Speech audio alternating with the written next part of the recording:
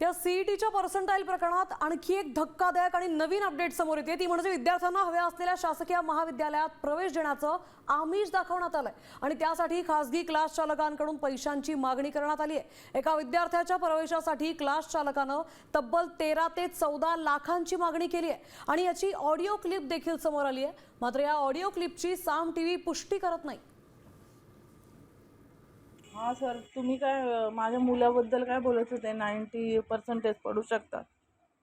हो हो ma'am, MSc सीईटीच्या exam मध्ये नाही का, जर तुम्हाला ते कॉलेज हवं असेल ना, तर त्याचा जो क्रायटेरिया आहे ना, त्या क्रायटेरियामध्ये जर तुम्ही एलिजिबल असाल तरच तुम्हाला तिथे सीट मिळतं, राईट? हो, हा पण हे कसं शक्य होईल सर? बघा, तुम्हाला आधी इनिशियली तर पैसे पे करायचे नाही आहे ना। हा हा, तुम्हाला ज्यावेळेस तुमच्या मुलाचा रिझल्ट येईल, ऍडमिशन होईल, त्यानंतर पे करायचे आहे। हा असं नाही की तुमच्याकडनं आधी पैसे घेताय 1-2 रुपया। सर, ह्याची अमाऊंट किती पे करावी लागते?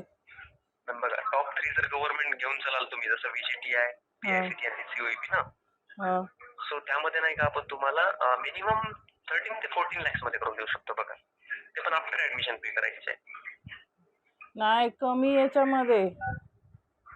मॅम होईल निगोशिएबल, पण तुम्हाला माहिती आहे की तुम्ही जर प्रायव्हेट कॉलेजसाठी जर जाल तर तेवढं पर्सेंटाईल नाही पडलं, तुम्हाला माहिती आहे की तुम्हाला बजेट जास्त लागेल CSE साठी। आणि कधी कधी काय होतं की CSE ब्रँच पण मिळत नाही तुम्हाला, जी ब्रँच हवी आहे ती। मॅनेजमेंटची फी जास्त असते, तसं तुमचं पॅकेज मॅम ऑलमोस्ट 18 ते 20 लाखाच्या पॅकेजमध्ये जातं।